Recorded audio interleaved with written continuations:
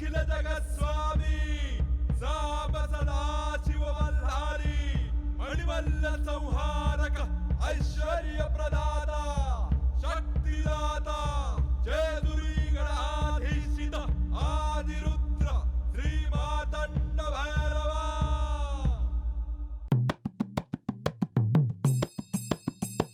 जय देवा जय देवा जय देवा जय देवा जय देवा जय शिव मार्तंडा.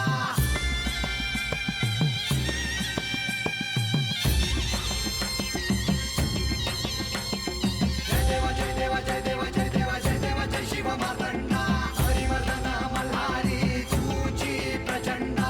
अगडदुम नगारा सोन्याची जेजुरी देव गेले जेजुरा निळा घोडा. अगडदुम नगारा सोन्याची जेजुरी देव गेले जेजुरा निळा घोडा. पाऊ में तोडा कमरी कर पटा बिहिर मस्तकी तुरा. खोबऱ्याचा कुटका भंडाऱ्याचा भडका बोल अहंकारा सदानंदाचा येळकोट. सदानंदाचा येळकोट. जय देवा जय देवा जय देवा जय देवा जय देवा जय शिव मार्तंडा. जय देवा जय देवा जय देवा जय देवा जय देवा जय शिव मार्तंडा. हरिवर्धन मल्हारी तुझी प्रचंडा. जय देवा जय देवा जय देवा जय देवा जय देवा जय शिव मार्तंडा. हरिवर्धन मल्हारी तुझी प्रचंडा.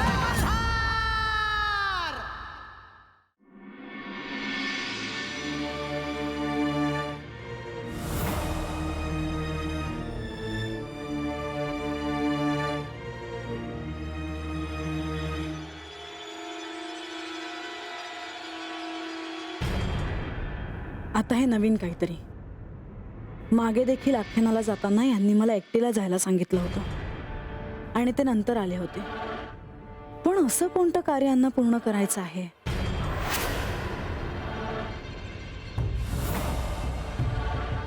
आणि त्याबद्दल ते मला का सांगत नाहीयेत?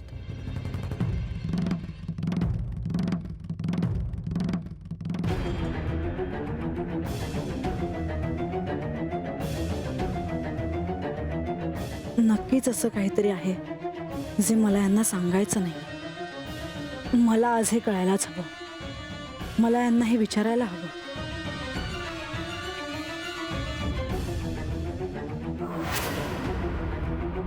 आख्यानाला जाण्याआधी यांना असं कोणतं कार्य पूर्ण करायचं आहे हे मला कळायलाच हवं.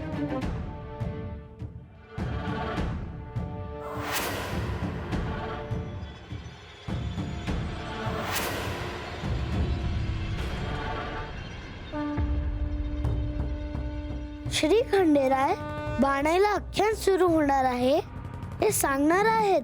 मातेला मला थांबवायला हवं. माते. गणेश,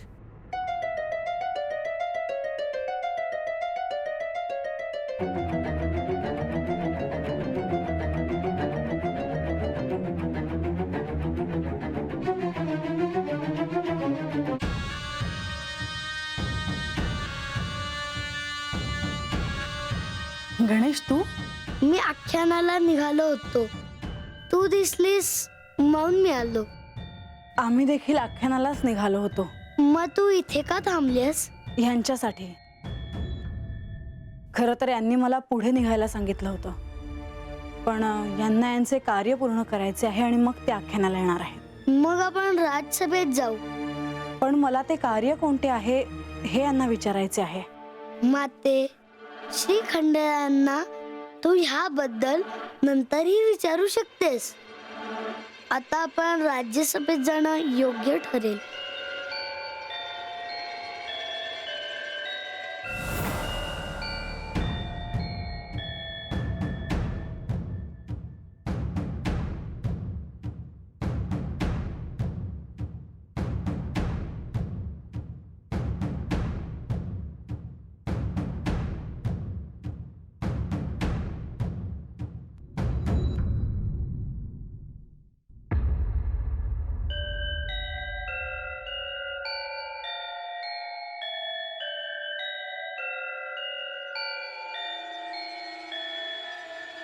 बानू,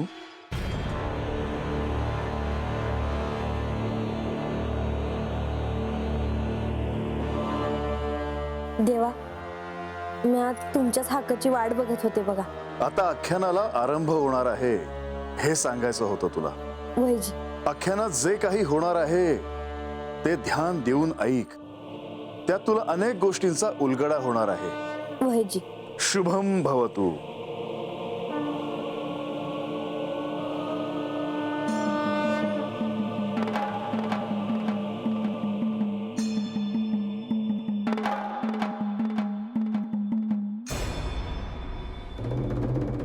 हे आख्यान सुरू झाल्यापासून श्री खंडेरायांच्या या अवतार कार्याची महती सर्वदूर पसरली आहे. ह्या आख्यानाच्या श्रवणामुळे भक्तांना श्री खंडेरायांचा आशीर्वाद मिळाल्याचं समाधान लाभतं. नारायण नारायण.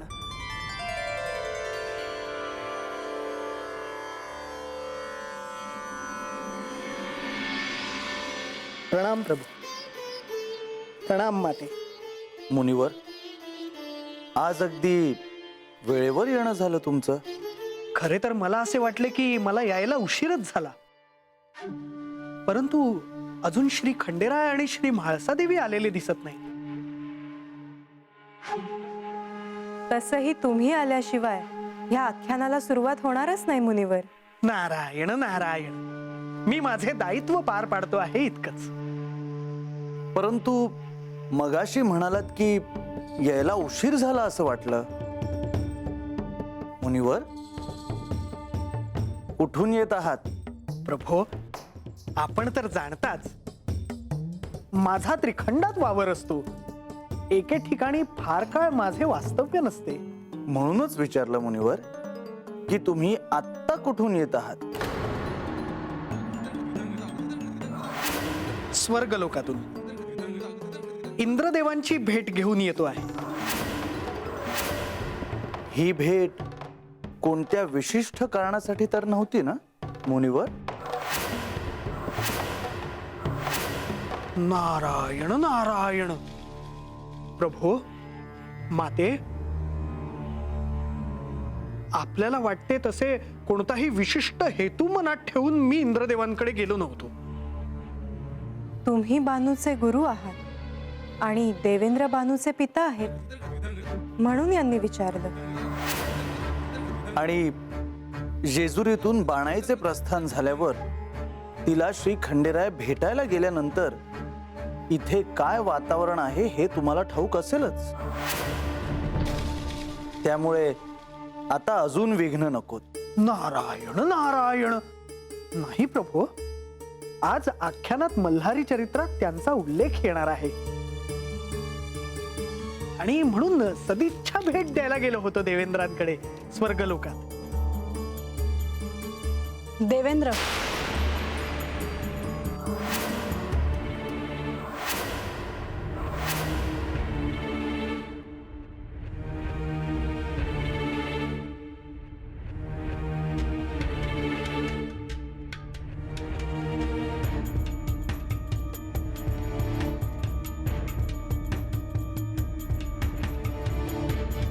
प्रणाम देवी. स्वर्गलोक आणि देवेंद्र हे नाव ऐकलं मी. हे नाव तुमच्या तोंडूनच बाहेर पडलं ना मुनिवर? नारायण नारायण. अगदी योग्य बोललात देवी. मीच देवेंद्रांचे नाव घेतले. काही विशेष हेतू तर नव्हता ना त्यांच्या भेटीमागे? अजिबात नाही. इथे येण्या अगोदर मी त्यांना भेटायला गेलो होतो हेच मी सांगत होतो. तेवढ्यात आपण आलात. तेच, आजच आख्यानाआधी तुम्ही त्यांना भेटायला गेलात. यामागे काही निराळं कारण आहे का हे जाणून घ्यायची माझी इच्छा आहे मुनिवर. अगदीच देवी, तुमची उत्सुकता मला कळते आहे. होय देवी, त्यांना भेटण्यामागे एक हेतू होताच. तो हेतू मला कळू शकेल? अर्थात देवी. माते, नारद मुनी इथे येण्याआधी देवेंद्रांना भेटायला का गेले होते हे आपल्याला आख्यानात कळेलच, होय ना मुनिवर? नारायण नारायण. मला केवळ एवढेच जाणून घ्यायचे होते की यात बानूच्या संबंधित काही घडले नाही ना.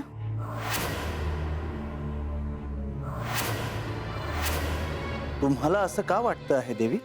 माझ्या मनात शंका आली आणि ती मी बोलून दाखवली. परंतु शंका का आली? आता तर बानू आख्यानात नाही. आजपर्यंत आख्यानात येताना हे माझ्या बरोबर यायचे, पण आज त्यांना एखादे कार्य आहे असे त्यांनी मला सांगितले आणि मी एकटीच आले.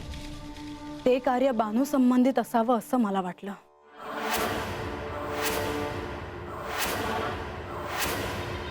माते, ह्याचा विचार तू आता करू नकोस. बाणा इथे नाही. हो, यापुढे ती आख्यानातच काय, पण जेजुरीतही मला दिसणार नाही याचं मला समाधान आहे. आणि मुनिवर, तुम्ही देवेंद्रांकडे का गेला होतात हे मला जोपर्यंत कळणार नाही तोपर्यंत मला स्वस्थता लाभणार नाही. आख्यानात काय ते मला कळेलच म्हणा.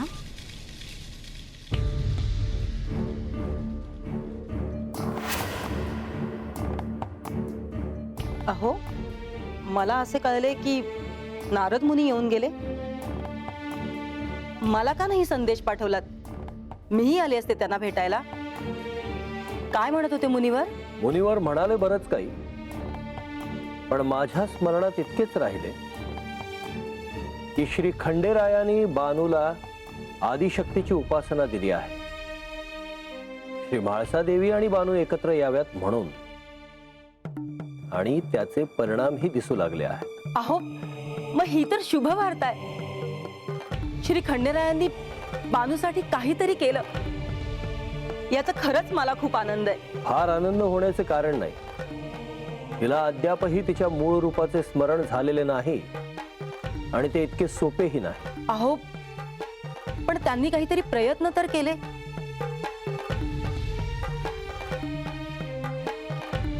प्रयत्न तर आपणही केले होते. आपण बानूला स्वगृही येण्याचे आमंत्रणही दिले होते, पण तिने येण्यास नकार दिला. त्याला आपण काय करणार? ती तिथे राहिली, आपण तिच्या इच्छेचा मान राखला. पण आता जर आपल्याला तिच्यासाठी काही करता आलं तर तिला सहाय्यच होईल. तोच विचार करतोय. अन्यथा हे म्हाळसा देवींना मूळ रूपाचे ज्ञान होऊन त्या जायच्या कैलासात, आणि आपली बानू मात्र राहायची चंदनपुरीत. मी एक सांगू का? आपण श्री खंडेराय आणि बानूला सतत संपर्कात राहता यावं म्हणून कल्पवृक्ष करून दिव्य करंडा दिला. त्यानंतर श्री विष्णू आणि श्री महालक्ष्मींच्या मूळ रूपाची ओळख होण्यासाठी सहाय्य केले, आणि जर आता त्यांच्याकडेच सहाय्य मागितले तरच काहीतरी होऊ शकते. अहो, बानूकडून चूक झाली असेल, पण आपणच नको का तिला समजून घ्यायला? मी प्रयत्न करेन. आपण चिंता करू नये.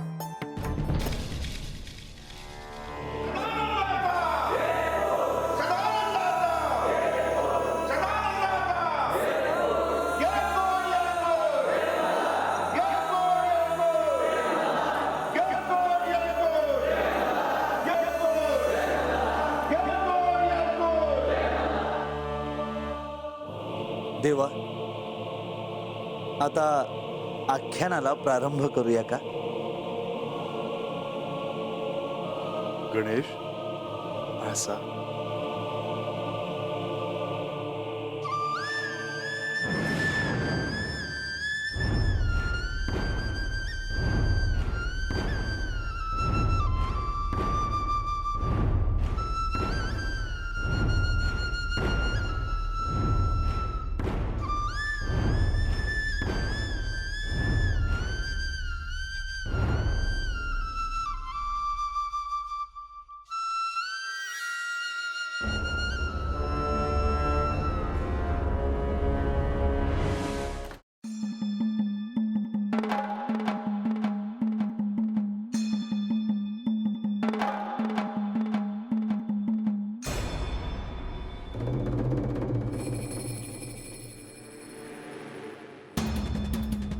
जय शिवशंकर, जय गंगाधर, करुणाकर करतार हरे, जय कैलाशी, जय अविनाशी, सुखराशी सुखसार हरे, निराकार साकार हरे, पार्वतीपती हर हर शंभो, पाहि पाहि दातार हरे.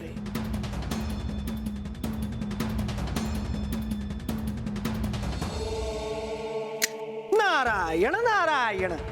मणी आणि मल्ल यांना त्यांच्या कृत्याबद्दल शासन करण्यासाठी श्री मार्तंड भैरवांच्या आज्ञेनुसार सारी देवसेना या भूमीवर मल्हारपुराजवळ पुष्पक विमानातून या भूमीवर उतरली. भव्य असे शिबिर बांधून विशाल अशी ही देवसेना युद्धासाठी सज्ज झाली होती. आणि प्रतिपक्षाला म्हणजे दैत्य सेनेला देवसेनेबद्दल कळल्याने त्यांनी साऱ्या दैत्यांना एकत्र केले होते.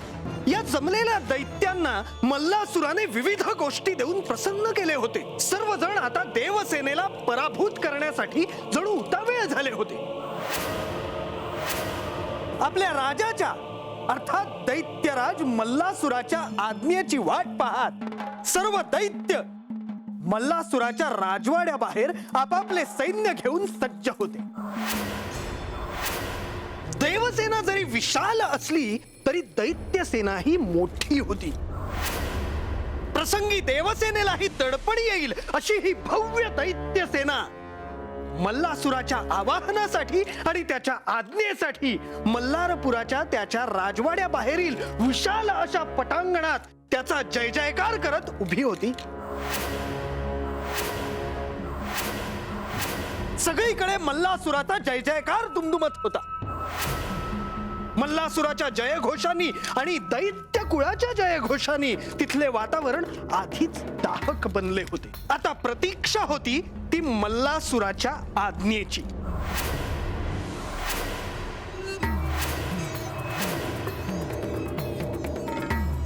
दैत्य कुळाचा विजय असो, दैत्य कुळाचा विजय असो, दैत्य कुळाचा विजय असो, दैत्य कुळाचा विजय असो, दैत्यराज मल्लासुराचा विजय असो, दैत्यराज मल्लासुराचा विजय असो, दैत्यराज मल्लासुराचा विजय असो, दैत्य कुळाचा विजय असो, दैत्यराज मल्लासुराचा विजय असो, दैत्यराज मल्लासुराचा विजय असो. या मल्लासुराच्या मल्हारपुरात युद्धासाठी जमलेल्या तुम्हा सर्व महापराक्रमी दैत्यांचे स्वागत असो. देवांपेक्षाही सरस असूनही आपल्याला त्रिखंडात सत्ता मिळू दिली नाही, पण त्या अन्यायाला मी या दैत्यराज मल्लासुरानं आव्हान दिलं आणि त्रिखंडात दैत्य कुळाची सत्ता प्रस्थापित केली. पण त्या देवांना दैत्य कुळाचा उद्धार बघवला नाही. आता ते सगळे एकत्र येऊन म्हणे दैत्य कुळाला शासन करणार आहे आणि आपल्याशी युद्ध करायला सज्ज झाले. युद्धभूमीवर विशाल अशी देवसेना उतरली आहे. मोठं शिबिर बांधलंय. त्या देवसेनेचं वर्णन ऐकून काही जणांचा धीर खचलाही असेल, पण ज्यांचा आपल्या सामर्थ्यावर विश्वास नाही असे पोकळ देहाचे दैत्यच घाबरले असणार हे मला चांगलेच ठाऊक आहे. कारण दैत्य कुळाला मृत्यूचे भय नाही. पण त्या देवांना अजून आपल्या बळाचे सामर्थ्य कळलेले नाही. त्यांना हे ठाऊक नाही की दैत्य कुळाशी युद्ध करणे सोपे नाही. त्यांच्या शक्तीपेक्षा आपली शक्ती अधिक आहे. आपण त्या देवसेनेचा क्षणार्धात पाडाव करू शकतो.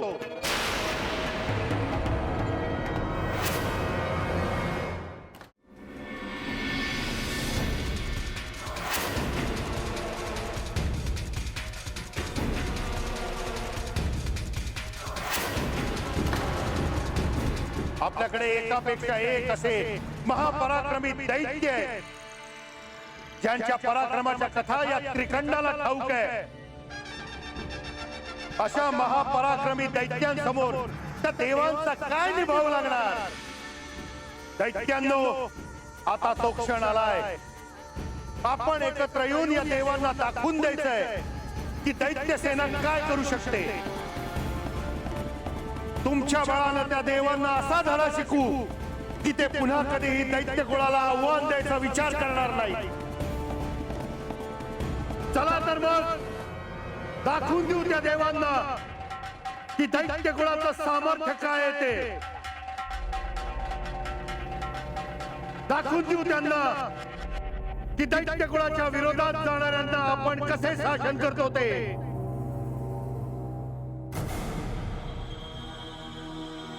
चला युद्धभूमीकडे प्रस्थान करा. युद्धाला सज्ज व्हा.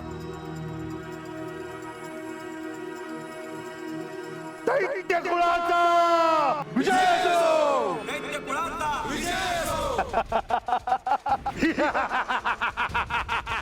नारायण नारायण. आणि मल्लासुराच्या त्या शब्दांनी युद्धासाठी तत्पर असणाऱ्या दैत्यांना जणू विजयाची मोहिनीच घातली.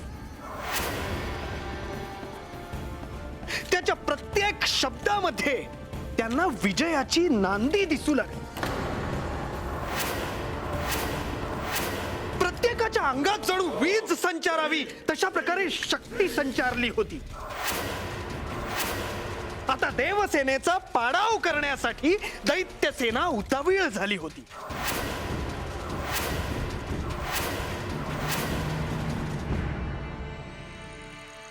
आता त्यांना थांबवणे शक्य नव्हते. प्रत्येकाच्या मनात एकच विचार होता, विजय, दैत्यांचा विजय, दैत्य कुळाचा उद्धार, देवसेनेचा महापराभव.